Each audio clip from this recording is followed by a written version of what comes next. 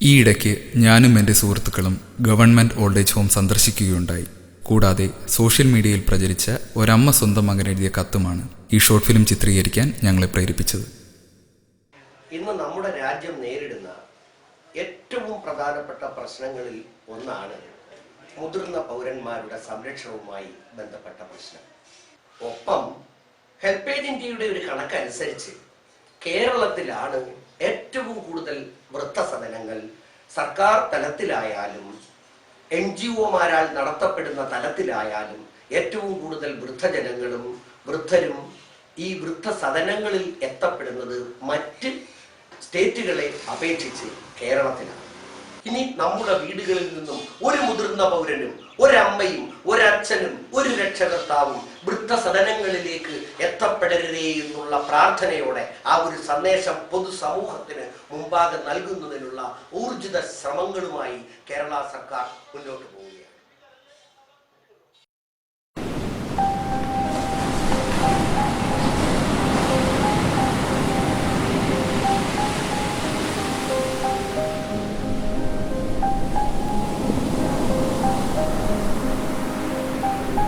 ചേട്ടാ എത്രയായി? 10 രൂപ.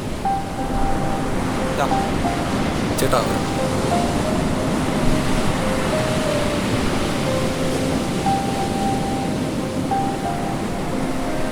ആ ചേട്ടാ, നമ്മൾ ഇറങ്ങാൻ നേരമേ പോസ്റ്റ്മാൻ ഒരു കത്ത് കൊണ്ടുവന്നായിരുന്നു.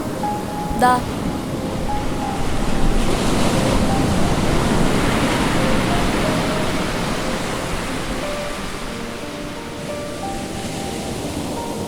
മോനെ ഓടല്ലേ, വീഴും. ദാ. എൻ്റെ മോന് വീട്ടിൽ നിന്ന് പോന്നപ്പോ മോൻ്റെ ഒരു പഴയ ഷർട്ട് അമ്മ എടുത്തുകൊണ്ട് പോന്നു. നല്ല തണുപ്പുള്ളപ്പോ അമ്മ അതിട്ടോണ്ടാ കിടക്കാറ്.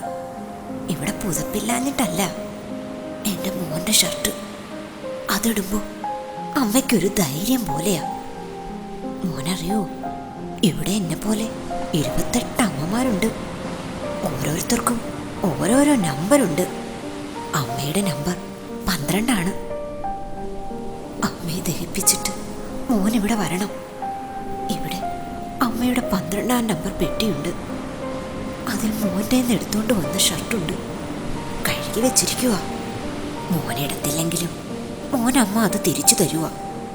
അമ്മയുടേതല്ലാത്തതൊന്നും അമ്മയ്ക്ക് വേണ്ട. മോന് സുഖം തന്നെ.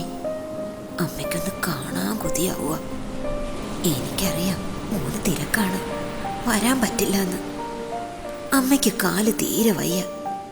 ആകുമായിരുന്നേല് അമ്മ വന്ന് മോനെ ഒന്ന് കണ്ടേനെ. അച്ഛനുണ്ടായിരുന്നേലെന്ന് ഓർത്തു പോവുക. വേറെന്താ? ഒന്നുമില്ല മോനെ, സുഖം. മോന് വേണ്ടി പ്രാർത്ഥിച്ചുകൊണ്ട് അമ്മ ഉറങ്ങാൻ കിടക്കുക. ഒരിക്കലും ഉണരാതിരുന്നെങ്കിൽ.